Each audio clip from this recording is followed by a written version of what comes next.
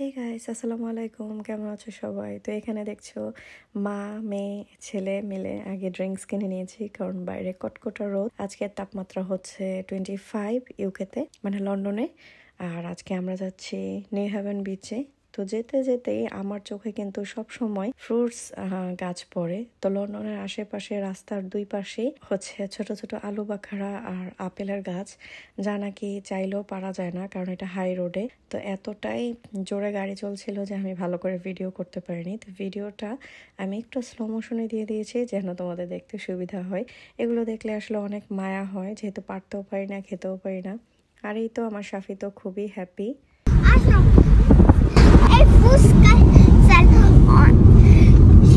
অনেক ফুচকা খাবে, মজা করে।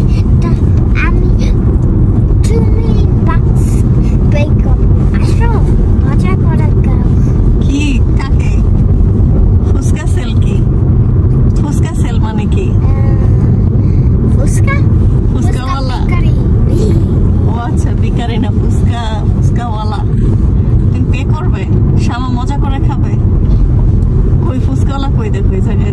শাফি আসলে বাংলা ভালো করে বলতে পারে না, তো ট্রাই করে বাংলা বলার। তো ফুচকাওয়ালাকে ডাকছিল, যেহেতু শামা বলছিল হঠাৎ করে বাইরে বের হয়েছি, বাংলাদেশের মতো মামা ফুচকা খেতে মন চাচ্ছে। তো ট্রাই করছিল এই ফুচকাওয়ালাকে না ডাক দিয়ে ফুচকা সেল বলে ডাকছিল। বাংলা আর কি মানে একটু ইয়ে হয়ে যায়। যাই হোক, আমরা বিচে চলে এসেছি। আর বাইরেই দেখতে পাচ্ছ এত পরিমাণে রোদ ছিল, রোদে তো চারপাশটা খুবই সুন্দর লাগছিল। আর আমাদের সাথে যে ভাইয়ার এসেছিল তারা টেন্ট নিয়ে এসেছে, কারণ এই রোদে বাচ্চারা আসলে বাইরে বেশিক্ষণ বসে থাকতে পারবে না। লন্ডনে কিন্তু 25 মানে অনেক অনেক গরম, লাইক বাংলাদেশের কি বলবো 30 যেরকম, এখানে হচ্ছে 25 এরকম। তো পাশেই দেখতে পাচ্ছ আমার পিছনে পাহাড়। এই পাহাড়গুলোর ভিতরে কিন্তু অনেক ধরনের মানে ছোট বড় হোল থাকে। এখানে অনেক ধরনের পাখি থাকে, কবুতর থাকে, অনেক কিছুর আওয়াজ আসে এটার ভিতর থেকে, ভালোই লাগে দেখতে।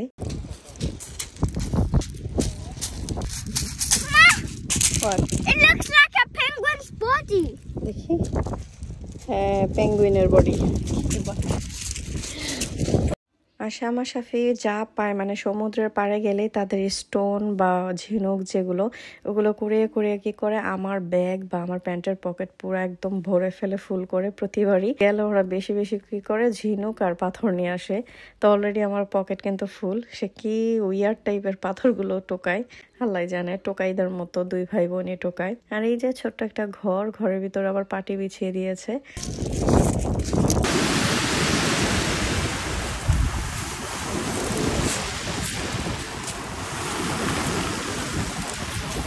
বাচ্চারা চাচ্ছিল একটু শাওয়ার করতে, বাট বিকাল হয়ে গিয়েছিল। বিকাল না, প্রায় 6টা-7টা হবে তখন।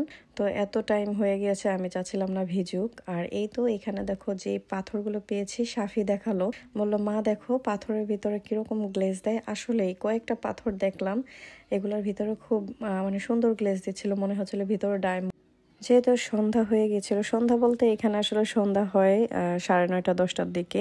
এটা আসলে এখন 8টা হবে, 8টা বাজে। তো অনেকক্ষণ হয়ে গিয়েছে, যেহেতু দুপুরে লাঞ্চ করার পরে আমরা বের হয়ে গিয়েছিলাম, বিকাল আর কিছু খাওয়া হয়নি। তো এখানে ভাবি চিকেন নুডলস এনেছিল, তো আমরা সবাই বসে একসাথে খাচ্ছিলাম।